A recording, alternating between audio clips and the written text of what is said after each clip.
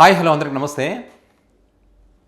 AP రాష్ట్ర ముఖ్యమంత్రి చంద్రబాబు నాయుడు గారు, ఆయన కుమారుడు నారా లోకేష్, అదేవిధంగా తెలంగాణ రాష్ట్ర ముఖ్యమంత్రి రేవంత్ రెడ్డి గారు, అదేవిధంగా ఐటీ మినిస్టర్ శ్రీధర్ బాబు గారు, ఇట్లా రెండు తెలుగు రాష్ట్రాలకు సంబంధించినటువంటి ముఖ్యమంత్రులు, మరి ఐటీ శాఖకు చెందినటువంటి మంత్రులు దావోస్లో జరుగుతున్నటువంటి ప్రపంచ ఎకనామిక్ ఫోరం 50వ సదస్సు ఏదైతే జరుగుతా అంటే వివిధ దేశాల నుంచి పారిశ్రామికవేత్తలు కానీ, మంత్రులు కానీ, సీఈఓలు, చైర్మన్ల, కంపెనీల చైర్మన్లు, వీళ్ళందరూ కూడా మరి ఆ వేదికను పంచుకునేటువంటి ఒక కార్యక్రమం జరుగుతూ ఉంది. సో ఇక్కడ మరి ఆ పరిశ్రమలను ఆకట్టుకోవడానికి, వాళ్ళు పెట్టుబడులు పెట్టడానికి అక్కడ ఒక మంచి సదస్సు, మన రెండు తెలుగు రాష్ట్రాలకు సంబంధించి ఎవరు ఎక్కువ పరిశ్రమలు తీసుకొస్తారు, ఎవరు ఎక్కువ పెట్టుబడులు సాధిస్తారనే దానికి సంబంధించి ఒక చర్చ జరుగుతూ ఉన్నటువంటి క్రమంలో ఇక్కడ ముఖ్యంగా చంద్రబాబు నాయుడు గారికి సంబంధించి ఎక్కువ చర్చ జరిగింది. ఎందుకంటే గతంలో జగన్మోహన్ రెడ్డి ముఖ్యమంత్రిగా ఉన్నప్పుడు రాష్ట్రాన్ని విధ్వంసం చేసిపోయాడు, అంటే యాసిడ్ పోసి మొత్తం కరిగించేసరికి కాల్చేశాడు. కాబట్టి పెట్టుబడులు ఎవరు పెట్టలేదు అప్పుడు. కాబట్టి మేము అంటే అప్పట్లో 1995లో ఏ రకంగా అయితే ఐటీని తీసుకొచ్చాను నేను ఇప్పుడేంటి, ఇప్పుడు నేను ఇంకా అంతకు మించి ఆర్టిఫిషియల్ ఇంటెలిజెన్స్, ఇంకా రకరకాల కొత్త ప్రాజెక్టులను తీసుకొచ్చేటువంటి కార్యక్రమం చేయబోతున్నాను అని చెప్పి ఆ చంద్రబాబు నాయుడు గారు, ఆయన కుమారుడు, వీళ్ళందరూ కూడా మరి అక్కడికి దావోస్ వెళ్ళినటువంటి పరిస్థితి. సో మరి ఈ దావోస్కు వెళ్ళినటువంటి చంద్రబాబు నాయుడు గారు, ఆయన కుమారుడు మరి ఏపీకి ఎన్ని ప్రాజెక్టులు తెచ్చారు, ఏం సాధించారని ఒకసారి మనం పరిశీలిస్తే కనుక వాళ్ళ ట్విట్టర్ వేదికగా పెట్టింది ఏమీ లేదు, చెప్పింది ఏం లేదు, అదేవిధంగా వాళ్ళ పత్రికల్లో రాసింది కూడా ఏమీ లేదు. అదేవిధంగా వాళ్ళ కోసం మాట్లాడేటువంటి వ్యక్తులు, అంటే మేము మేధావులం, మేము చదువుకున్నటువంటి వ్యక్తులం అని గొప్పగా చెప్పుకునేటువంటి వ్యక్తులు కూడా ఏం చెప్తా ఉన్నారు, ఎంతసేపు జగన్మోహన్ రెడ్డి గురించి తిడుతూ, జగన్మోహన్ రెడ్డికి ఏం తెలుసు, నేను బాగుంటే చాలు, నా పార్టీ బాగుంటే చాలని ఆలోచించే జగన్మోహన్ రెడ్డి అట్లాంటి వ్యక్తి. కానీ చంద్రబాబు నాయుడు గారు చూసారా, వెళ్ళి బిల్ గేట్తో కలిశాడు, 1995 నాటి జ్ఞాపకాలను గుర్తు చేసుకున్నాడు. బిల్ గేట్స్ టీడీపీ పార్టీ అంటే చాలా ఇష్టం. ఒక రకంగా బిల్ గేట్స్ టీడీపీ పార్టీ, ఆయన పెట్టుబడులు పెట్టడానికి ఆలోచిస్తా అని చెప్పాడు.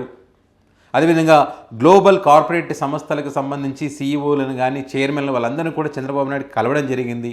ఆంధ్రప్రదేశ్లో ఉన్నటువంటి అక్కడ పెట్టుబడులు పెట్టడానికి, పరిశ్రమలు ఏర్పాటు చేయడానికి కావాల్సినటువంటి వసతులన్నీ కూడా అన్నీ ఇప్పటికీ ఉన్నాయి, ఇక్కడ రెడీగా సిద్ధంగా ఉన్నాయి. అంటే ఇక్కడ సిద్ధంగా ఉన్నాయి అన్నీ అంటే వీళ్ళు వచ్చి 7 నెలల కాలం అవుతుంది. మరి ఈ 5 సంవత్సరాల కాలంలో జగన్మోహన్ రెడ్డి అన్నీ నాశనం చేస్తే, యాసిడ్ పోసి కాల్చేస్తే మరి ఏ రకంగా సిద్ధంగా ఉన్నట్టు? పైగా చంద్రబాబు నాయుడు గారు సాధించింది ఏంటో అనే విషయం పక్కన పెడితే, జగన్మోహన్ రెడ్డికి బాగా ప్రమోషన్ చేశాడు. ఆయన మాట్లాడినటువంటి మాటలు ప్రతి ఒక్కరు కూడా చూశారు, పెద్ద ఎత్తున వైరల్ కూడా అయినాయి. జగన్మోహన్ రెడ్డి తీసుకొచ్చినటువంటి ఈ కంపెనీలకు సంబంధించి మన పవన్ కళ్యాణ్ గారు అక్కడికి వెళ్ళి మాట్లాడారు కదా, గ్రీన్ కో ఎనర్జీ, ఒకే చోట ఉత్పత్తులు చేసేటువంటి ఒక గ్రీన్ ఎనర్జీ ఒక కంపెనీని ఏదైతే కర్నూలు రాయలసీమ ప్రాంతంలో ఏర్పాటు చేశారో, అందులో కూడా అవకతవకలు జరిగాయని చెప్పి ఏదైతే వాళ్ళు ఆరోపణలు చేశారో, ఇప్పుడు దాని గురించి అక్కడికి వెళ్ళి గొప్పగా చెప్పేటువంటి పరిస్థితి ఉంది. కోట్లు కూడా ఉన్నాయని చెప్పి ఇవన్నీ కూడా జగన్మోహన్ రెడ్డి చేసినాయి కదా. మరి జగన్మోహన్ రెడ్డి యాసిడ్ పోసి ఎక్కడ కాల్చాడు ఇక్కడ? సరే, జగన్మోహన్ రెడ్డి ఏమీ చేయలేదు అనుకుందాం, జగన్మోహన్ రెడ్డి యాసిడ్ పోసి కాల్చాడు అనుకుందాం, రాష్ట్రాన్ని మొత్తం నాశనం చేశాడు అనుకుందాం. మీరేం సాధించారు, మీరేం పెట్టుబడులు తెచ్చారు? తెలంగాణ రాష్ట్రంలో రికార్డు స్థాయిలో ఒకటే రోజు 56,330 కోట్ల ఒప్పందాలు, రికార్డు స్థాయిలో ఒప్పందాలు కుదుర్చుకుంది ఒకటే రోజు. అట్లా ఓవరాల్గా వాళ్ళు 1.32 లక్షల కోట్ల ఒప్పందాలు కుదుర్చుకోవడం, ఎంఓయూలు కుదుర్చుకోవడం జరిగింది. ఆలోచిస్తున్నామని ఎవరు చెప్పలేదు, ఒప్పందాలు చేసుకున్నారు. అదేవిధంగా మహారాష్ట్ర 16 లక్షల కోట్ల ఒప్పందాలు చేసుకున్నారు. ఇందులో జిందాల్ కంపెనీ కూడా ఉంది అక్కడ. జిందాల్కి సంబంధించి ఇంతకుముందు జగన్మోహన్ రెడ్డి హయాంలో ఇక్కడ కొన్ని పరిశ్రమలు ఏర్పాటు చేశారు వాళ్ళు. సో మరి జిందాల్ కంపెనీ ఇప్పుడెందుకు పెట్టుబడులు పెట్టలేదు, ఇప్పుడెందుకు ఒప్పందాలు చేసుకోలేదు? మరి వీళ్ళే కాకుండా వేరే వాళ్ళు కూడా ఇక్కడ ఎందుకు పెట్టుబడులు పెట్టడం లేదు అంటే, వీళ్ళు అంటే కూటమి పార్టీకి చెందినటువంటి వాళ్ళు ఏదైతే మరి గతంలో మనం చూసాం, రాయలసీమ ప్రాంతంలో ఏదైతే కడప హిందూజా కంపెనీ పైన 11 లారీలు ధ్వంసం చేసినటువంటి పరిస్థితి అధికార పార్టీకి చెందినటువంటి వ్యక్తి మనం చూసాం. అదేవిధంగా కృష్ణపట్నం పోర్టు దగ్గర ఆదాని గ్రూప్ దగ్గరపై అక్కడ సోమిరెడ్డి, చంద్రరెడ్డి చేసినటువంటి హడావిడి అంతా ఇంత కాదు. అదేవిధంగా పారిశ్రామికవేత్తల మీద మరి ఏదైతే ముంబై నటితో కేసులు పెట్టించి బ్లాక్మెయిల్ చేసి, ట్రాప్ చేసి ఏ రకంగా చేస్తున్నారో మనం చూసాం.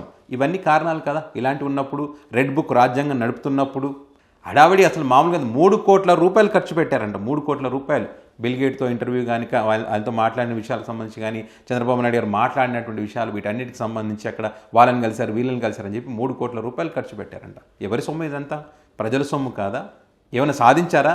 మరి ఏమైనా సాధించుంటే కనుక మీ ట్విట్టర్ వేదిక అందరూ పెడుతున్నారు కదా, ఐటీ మంత్రులు పెడతా ఉన్నారు, ఆ రాష్ట్రానికి చెందినటువంటి లీడర్లు పెడతా ఉన్నారు, ఆ పార్టీ కార్యకర్తలు పెట్టుకుంటున్నారు, పత్రికలలో వస్తూ ఉంది, సోషల్ మీడియా వేదికగా చర్చ జరుగుతూ ఉంది, ఇన్ని రికార్డు స్థాయిలో రికార్డు స్థాయిలో ఒప్పందాలు చేసుకున్నారని చెప్పి.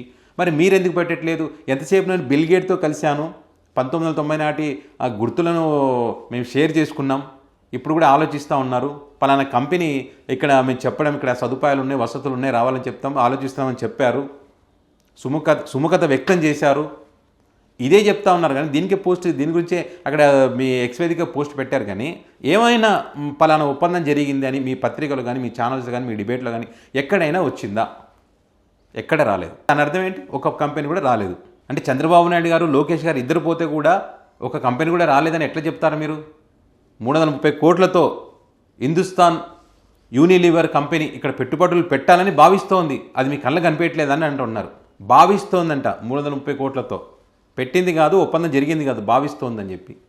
అదేవిధంగా గూగుల్ క్లౌడ్ విస్తరణకు సంబంధించి ఇక్కడ ఉన్నటువంటి వనరులు ఏంటి అనే అంశాలకు సంబంధించి ఆయన చెప్పడం జరిగిందంట. మైక్రోసాఫ్ట్ కంపెనీతో మాట్లాడడం జరిగిందంట. ఫుడ్ ప్రాసెసింగ్ చేసుకోవడానికి అవకాశాలు ఉన్నాయి, బ్యూటీకి సంబంధించి ఇక్కడ చేసుకోవడానికి అవకాశం, హోమ్ కేర్ చేసుకోవడానికి అవకాశాలు అని చెప్పి అక్కడ ఉన్నటువంటి వివిధ ప్రాంతాలను చూస్తుంటే వాళ్ళందరితో చంద్రబాబు నాయుడు గారు మాట్లాడడం జరిగింది. వాళ్ళు సుముఖత వ్యక్తం చేశారు. మిగతా రాష్ట్రాలేమో 1000 కోట్ల పెట్టుబడులు ఒప్పందాలు చేసుకొని వాళ్ళు భారతదేశానికి తిరుగుముఖం పట్టినటువంటి పరిస్థితి, వీళ్ళేమో ఖాళీ చేతులతో వస్తున్నటువంటి పరిస్థితి. మరి ఏం సాధించారా అక్కడంటే? అక్కడ పోయి కూడా వీళ్ళు రాజకీయాలు చేస్తారు. వారసత్వం గురించి మాట్లాడు చంద్రబాబు నాయుడు గారు, తన కుమారుడి వారసత్వం గురించి, తను రాజకీయాలు సేవ చేయాలనే ఉద్దేశంతో ఇక్కడ రాజకీయాలకు వచ్చారు. తన చుట్టూ ఉన్నటువంటి పరిస్థితులను బట్టి దానికి అనుగుణంగా మనం దాన్ని అందిపుచ్చుకోవాలి, ఎదగాలి అని చెప్పి, దీనికన్నా వ్యాపారాలు చేయడమే చాలా ఈజీ లోకేష్కి, కానీ ప్రజలకు సేవ చేయాలని వచ్చారనే అంశం సంబంధించి మాట్లాడారు. ఇంకా ఆయన పరిశ్రమల శాఖ మంత్రి అయితే టీజీ భరత్ అయితే ఇక నారా లోకేష్ని సీఎం చేయాలని మాట్లాడారు అక్కడ. అంటే వీళ్ళ గురించి అక్కడ ప్రమోట్ చేసుకోవడానికి, ప్రజల సొమ్ముతో అక్కడికి వెళ్ళి వీళ్ళు ప్రమోట్ చేసుకోవడానికి వెళ్ళారు. అక్కడ కూడా రాజకీయాలు మాట్లాడడానికి వెళ్ళారు. అక్కడ హైదరాబాద్ను నేనే డెవలప్ చేశానని చెప్పారు, ఎక్స్పీరియన్స్ ఉన్నటువంటి పర్సన్ నేనని చెప్పారు, విజన్ 2047 అన్నారు. ఇప్పటికీ మీ గురించి మాట్లాడుతూ ఉన్నారని చెప్పినప్పుడు, సెంటర్ ఆఫ్ అట్రాక్షన్ మీరే అని చెప్పి మీ మీడియాలో మీ వాళ్ళు చెప్తా ఉన్నప్పుడు మరి ఎందుకని పెట్టుబడులు రాలేదు? ఇక్కడ చంద్రబాబు నాయుడు గారిని చూసే పెట్టుబడులు వస్తాయని చెప్పారు. హైదరాబాద్కి పెట్టుబడులు రావాలంటే హైదరాబాద్ను చూసి వస్తాయన్నారు. ఇక్కడ పెట్టుబడులు రావాలంటే చంద్రబాబు నాయుడు గారు చూసి వస్తాయని చెప్పారు. మరి ఎందుకు రాలేదు? రీజన్ ఏంటి అంటే వీళ్ళు 2-3 రోజుల తర్వాత ఏం చెప్తారంటే ఖచ్చితంగా జగన్మోహన్ రెడ్డిని చూసి భయపెడతా ఉన్నారు, మళ్ళీ జగన్మోహన్ రెడ్డి గెలుస్తాడేమో అనేటువంటి భయం వాళ్ళలో ఉంది, కాబట్టి పెట్టుబడులు రావడం లేదని చెప్పి మళ్ళీ వీళ్ళు ఇదే పత్రికలు వీళ్ళు ఇదే విషయాన్ని చెప్తారు. వీళ్ళు ఇందులో ఏమాత్రం డౌట్ లేదు. ఆల్రెడీ ఇంతకుముందే అదే విషయాన్ని చెప్పారు. ఎక్కడైనా ఎవరైనా పెట్టుబడులు పెట్టేటువంటి వాళ్ళు ప్రభుత్వాలు మారతాయని వాళ్ళకు తెలుసు, అది తెలిసే వాళ్ళు పెట్టుబడులు పెడతారు. ఎవరు అట్లా భయపడతారంటే తప్పుడు ఎంఓలు కుదుర్చుకున్నటువంటి వాళ్ళు, ఇల్లీగల్గా ప్రాజెక్టులు పెట్టేటువంటి వాళ్ళు, బ్యాంకులను మోసం చేసి ఇన్వెస్ట్మెంట్ పెట్టేటువంటి వాళ్ళు, ఇట్లా ఈ ప్రభుత్వాలతో ఒప్పందం చేసుకున్నప్పుడు మేము ఈ రకంగా పెడతాము, ఇట్లా మనం పంచుకుందాం, ప్రజల సొమ్ము దోచుకుందాం అనుకునేటువంటి వాళ్ళు భయపడతారు. నెక్స్ట్ మీరు ఓడిపోయి వేరే ప్రభుత్వం వస్తే మాకు ఇబ్బంది కదా అని చెప్పి. అంతేగాని లీగల్గా ప్రపంచంలో వివిధ దేశాలలో పెట్టుబడులు పెట్టేటువంటి వాళ్ళు ఈ రకమైన ఇంత సిల్లిగా ఎవ్వరు కూడా ఆలోచన చెయ్యరు. మొత్తానికి ఏంటంటే వీళ్ళు మేము అధికారంలోకి వస్తే 1000 కోట్ల పెట్టుబడులు ఆకట్టుకోవడమే ఈ ప్రభుత్వం యొక్క లక్ష్యం, అదేవిధంగా 20 లక్షల ఉద్యోగాల కల్పననే ఈ రాష్ట్ర ప్రభుత్వం యొక్క లక్ష్యం అనేది ప్రామిస్ చేశారో వీళ్ళు. ఇప్పటికీ 1 సంవత్సరం కావస్తూ ఉంది. వాళ్ళ లెక్క ప్రకారం చూసుకున్నా కూడా ఇప్పటికి ఒక 4 లక్షల ఉద్యోగాలు ఇవ్వాలి వాళ్ళు. మరి ఎక్కడ ఉద్యోగాలు ఇచ్చారు? మొదటి సంతకానికి దిక్కులేదు ఇప్పటివరకు. డిఎస్సికి సంబంధించి ఇప్పటికి మొదటి 5-6 లక్షల మంది ఎదురు చూస్తూ ఉన్నారు పాపం, దానికి దిక్కులేదు. ఇంకా 20 లక్షల ఉద్యోగాలు ఏ రకంగా కల్పిస్తారు చెప్పండి? గతంలో జిందాల్ కంపెనీ ఒక చోట పెట్టుబడులు పెడితేనే 10,800 పైగా ఉద్యోగ అవకాశాలు ఉన్నటువంటి పరిస్థితి అప్పట్లో జగన్మోహన్ రెడ్డి హయాంలో, ఒక్క చోట పెడితేనే. ఇట్లా వచ్చినటువంటి కంపెనీలు, జగన్మోహన్ రెడ్డి హయాంలో వచ్చినటువంటి కంపెనీలు అన్నిటిని కూడా రాజకీయంగా ఆ పరిశ్రమలకు, కంపెనీలకు రాజకీయాలను అంటగట్టి ఆ కంపెనీలు రాకుండా ఇప్పుడు పెట్టుబడులు పెట్టకుండా చేశారు. అసలు ఈ రాజకీయాలకు, కంపెనీలకు రాష్ట్ర అభివృద్ధికి సంబంధం లేదు. ఏ ప్రభుత్వం, ఏ పార్టీ అధికారంలోకి వచ్చినా కూడా రాజకీయాలకు అతీతంగా, అంటే ఆ పార్టీ గతంలో ఒప్పందం చేసుకున్నాయి కాబట్టి మేము దాన్ని అనకుండా రాష్ట్ర అభివృద్ధి అది ముఖ్యమని భావించి ఆ రకంగా నిర్ణయాలు తీసుకోవాలి తప్పితే ఇట్లా హీరోయిన్లను పెట్టేసి వాళ్ళ మీద కేసులు పెట్టేసి ట్రాపింగ్ చేసి ఇట్లా పారిశ్రామికతలు రాకుండా చేయడం అనేటువంటిది దుర్మార్గం, అది రాష్ట్రానికి ద్రోహం చేసినట్టే. సో ఇప్పుడు మళ్ళీ వచ్చిన తర్వాత మరి వాళ్ళు ఈ పర్యటనకు సంబంధించి ఏం చెప్తారు, వీళ్ళ పత్రికలు ఏం కవర్ చేస్తాయి, ఏ రకంగా డిబేట్లు నడుస్తాయి అనేది మాత్రం చూద్దాం. ఇప్పటికైతే వాళ్ళ మీడియా కష్టాలు అన్నీ ఇన్ని కాదు. నువ్వు ఏదైనా చూడు, భారీగా పెట్టుబడులు అంటే వాళ్ళ రాతలు వాళ్ళ డిబేట్లు చూస్తూ ఉంటే నిజంగా పెట్టుబడులు ఎన్ని వచ్చాయో ఆ పెట్టుబడులకు సంబంధించి ఏమైనా మాట్లాడదామంటే కూడా ఎక్కడ లేదు. భారీ పెట్టుబడులు అంటారు కానీ పలానా వ్యక్తితో మాట్లాడారు, సుముఖత వ్యక్తం చేశారు, పలానా చైర్మన్తో మాట్లాడారు, పలానా సీఈఓతో మాట్లాడారు, ఇదే చెప్తున్నారు. కానీ ఇక్కడ పలానా కంపెనీ ఇన్ని పెట్టుబడులు పెట్టి ఇంత ఒప్పందం కుదుర్చుకున్నాం, ఎంఓయూ కుదుర్చుకున్నామని ఎక్కడ లేదు.